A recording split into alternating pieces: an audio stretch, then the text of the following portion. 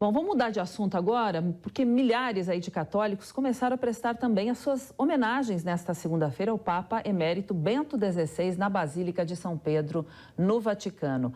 Nós vamos agora acionar o nosso correspondente internacional, Luca Bassani. Bom dia, bem-vindo, Luca. Bom ano para você, bom trabalho para você também por aí. Conta pra gente, o velório deve durar até quinta-feira, né? Exato, Cláudia. Bom dia para você, bom 2023 a você e a toda a nossa audiência. Tivemos não só a morte do rei do futebol nos últimos dias de 2022, mas também do Papa Emérito Bento XVI, que morreu com 95 anos. Inclusive, hoje foram divulgadas as suas últimas palavras, de acordo com o enfermeiro do Vaticano que tomava conta do Papa Emérito antes de sua morte. Ele disse: Senhor, te amo, em italiano ainda. Foram as últimas palavras possíveis de se escutar, né? Porque ele também já estava muito doente, de acordo com a própria versão do Papa Francisco, que pediu orações antes de acabar o ano passado.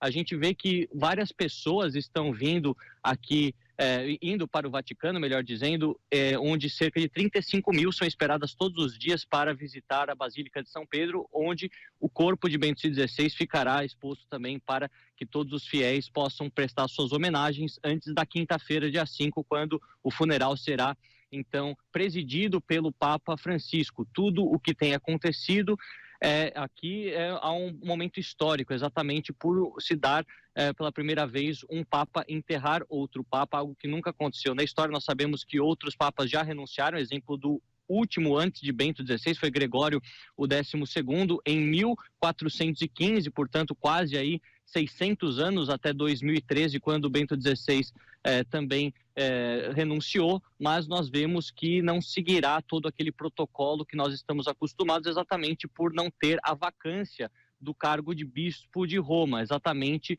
como nós vemos acontecer em outras vezes, em que é necessário a formação de um conclave e a escolha do próximo sucessor. O Papa Francisco, nós sabemos, tem um problema de mobilidade, mas segue bem sua saúde, é o atual bispo de Roma, o atual Papa da Igreja Católica, e, portanto, segundo os próprios desejos de Bento XVI, esse será um velório, um funeral também bastante simples, e será aberto ao público por se tratar de um Papa, mas ele também não foi muito popular em vida, a exemplo do próprio Francisco, que é muito popular na Europa e na América Latina, e também do grande Papa do século XX, João Paulo II, aí, que movia multidões na Europa e no mundo. Nós vemos, então, que as pessoas começam a se reunir, nós vimos também imagens do Vaticano ao vivo e, portanto, vamos continuar acompanhando, ver como se desenrola essa cerimônia inusitada e peculiar por ser a primeira vez na história que acontece algo deste tipo. Pois é, Luca, eu te convido para ficar aqui com a gente, que a gente vai fazer uma entrevista também para falar aí do legado de Bento XVI agora, então você está convidado. Diogo Schelp também chega com a gente, Diogo vai participar aqui do jornal também e da entrevista, e a gente vai conversar sobre a morte do Papa Emérito aí, Bento XVI, com o Carlo Cauti, que é professor de Relações Internacionais do IBMEC. Bom dia, professor, seja bem-vindo. Bom dia, muito obrigado pelo convite. Professor, Bento XVI, aí a gente sabe, não era tão carismático como João Paulo II, que acho que foi o Papa mais carismático que a gente já teve.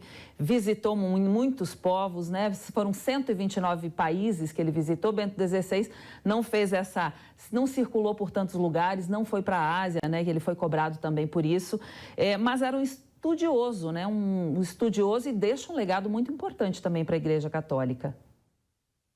Não, com certeza, né? Acho que Bento XVI foi um Papa que não foi compreendido plenamente, como todos os intelectuais, né? Geralmente não são plenamente entendidos na época em que vivem, e somente muito depois, quando suas obras são estudadas, quando tem mais tempo para entender a sua mensagem, aí que de fato eles são exaltados, né, como deveriam, ou melhor, eles são aproveitados na riqueza que eles deram, que eles aportaram para a humanidade. Eu acho que vai ser mesmo no caso do Bento XVI, que foi um ilustre teólogo, um fine filósofo.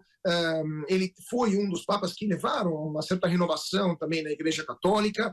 Suas homilias eram absolutamente cristalinas em suas passagens. Muitas vezes elas não eram compreendidas por uma mídia, até eu diria, que não está preparada para entender essas mensagens. Algumas vezes até foram distorcidas suas palavras. Eu me lembro a famosa homilia de Ratisbona, que foi considerada como um ataque ao mundo islâmico, e na verdade não era nada disso. Mas eu acho que a mensagem mais importante que Bento XVI deixa para o mundo essa tentativa de juntar a fé e a razão, né? Mostrar que existe um diálogo possível entre o mundo do espiritual e o mundo também do racional, evitando, por exemplo, fideísmos de um lado ou o excesso de racionalismo do outro, que também foi uma das causas que levaram muitas tragédias do século XX, né? Algo que era muito comum em 1800 com aquilo que justamente na Alemanha se chamava, por exemplo, de Kulturkampf, né? Essa batalha cultural entre a igreja e o Estado, né? Entre o racional e o religioso, e o Bento XVI tentou mostrar que existe sim uma compatibilidade, né, entre esses dois mundos, até com debates que ele levou adiante com filósofos de extração oposta, filosófica, ideológica. Penso a Jürgen Habermas, por exemplo, ou o próprio Paulo Flores Darqués, também aqui na Itália, e isso acho que não foi plenamente compreendida a importância, né, desse caminho de inovação, desse caminho de grandeza intelectual, de mudança também de paradigma para a Igreja Católica, evitando dogmatismos e, ao mesmo tempo, criando um diálogo com o mundo da racionalidade e com a própria ciência também. Diogo Schelp, bem-vindo, bom ano para você. Sua pergunta, professor, por favor.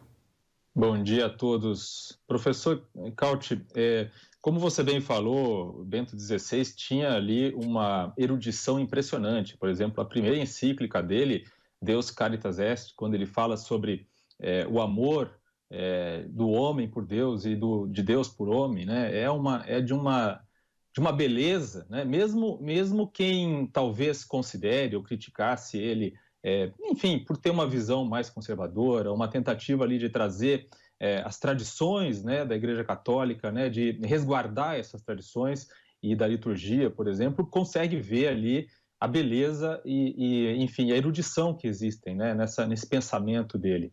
Ele recebeu, obviamente, enfim, quando João Paulo II faleceu, né, João Paulo II, que tinha uma popularidade imensa, ninguém esperava que Ratzinger fosse ter essa mesma popularidade e até se imaginava que ele, pela idade avançada, fosse ter um papado curto, não é mesmo?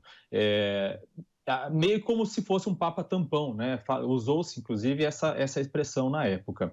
E, no entanto, acredita-se ou costuma-se dizer que ele não foi tão radical, digamos assim, na sua postura de conservadorismo em relação, na igreja, do que se esperava com base no que ele trabalhava antes, né? A função que ele exercia antes dentro da Igreja Católica, né? Como que você vê isso? Quer dizer, ele realmente acabou não atendendo às expectativas de uma parcela ali da Igreja Católica que esperava uma volta mais às origens e assim por diante?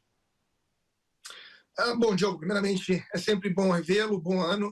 E, olha, a pergunta é bastante complicada, porque, de fato, são várias questões ao mesmo tempo. Primeiro, também pegando o que a Cláudia estava falando, Bento XVI chegou no pontificado depois de um pontificado extremamente longo de João Paulo II, que, por boa parte dos seres humanos que viveram na Terra nos últimos anos, né, até a morte dele em 2005, foi o único Papa, né, o único Papa que eles conheceram. Enquanto normalmente os Papas mudavam a cada 5, 10 anos, né, ele ficou mais de 20 anos, né, 30 anos quase, como líder da Igreja Católica, e é óbvio que muitas pessoas, assim como associavam, por exemplo, no caso da rainha da Inglaterra, né, a monarquia à rainha, associavam o papado ao João Paulo II. Então é óbvio que a chegada de um novo Papa também foi vista com um pouco de estranheza, por falta de costume mesmo das pessoas em perceber que os Papas também mudam, né?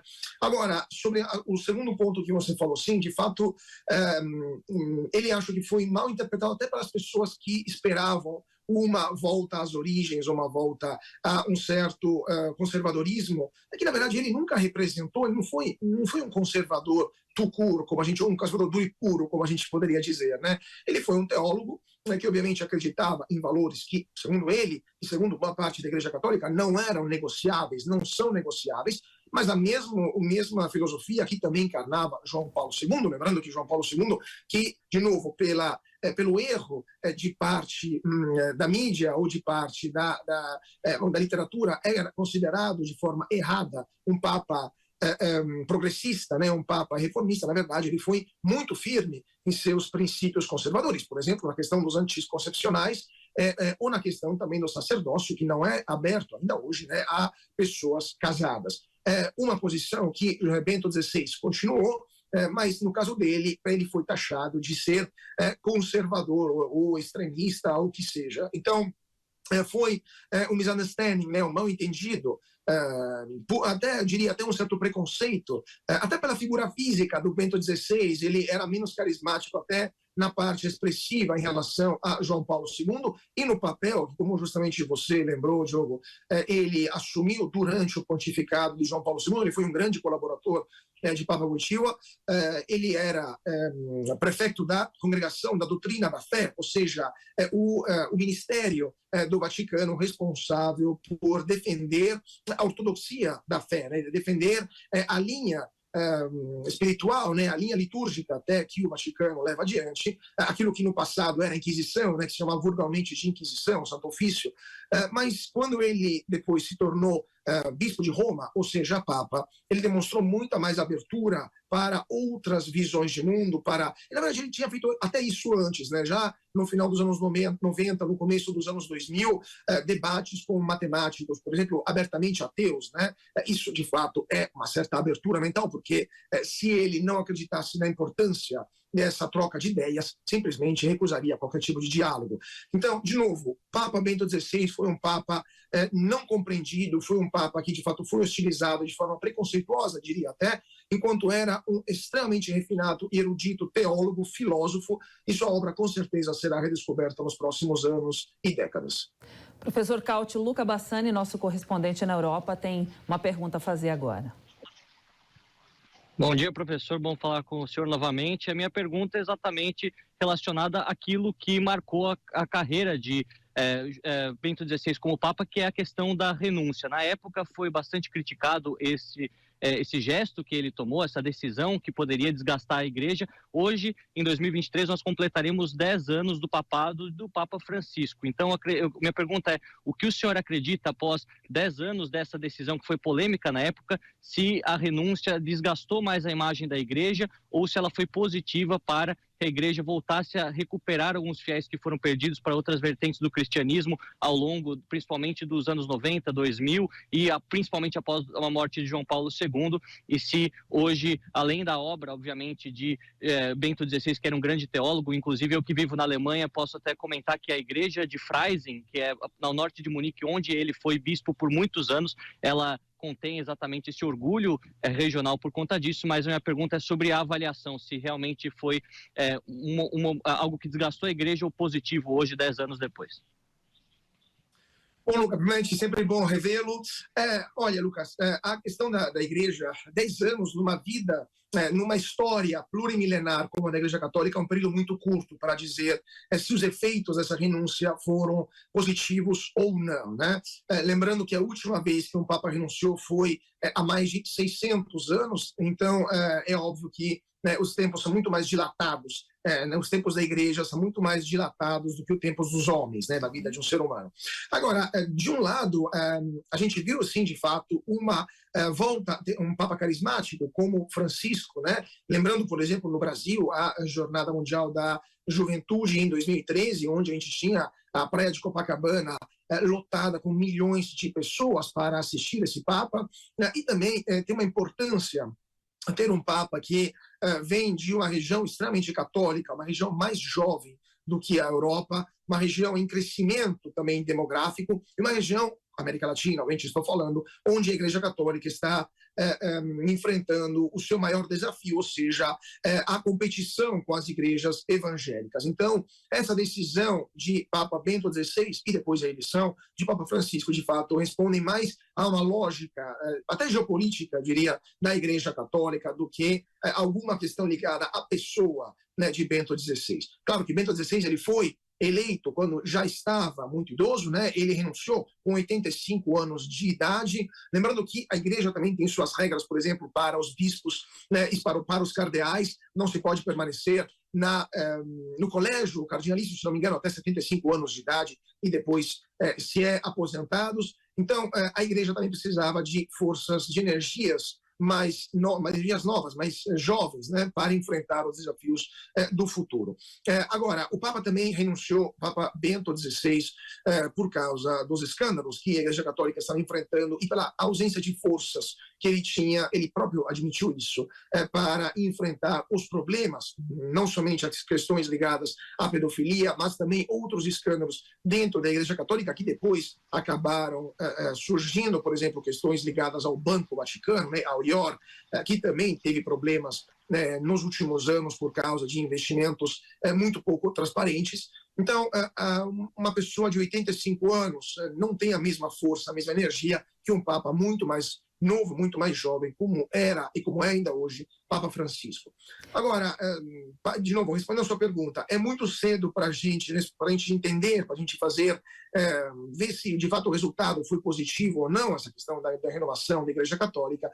Devemos esperar ainda alguns anos, mas com certeza a comunicação, isso sim, o jeito de comunicar do Papa Francisco é muito mais impactante, porque é muito mais direto, muito mais simples, é muito mais acostumado a falar com as pessoas de baixa extração social, com menos instrumentos intelectuais para entender questões filosóficas muito complexas, como eram aquelas que eram apresentadas por Bento XVI. Então, o Papa Francisco consegue chegar mais aos corações das pessoas mundo afora, enquanto Bento XVI chegava mais às mentes de pessoas mais preparadas, que são ainda uma minoria na humanidade.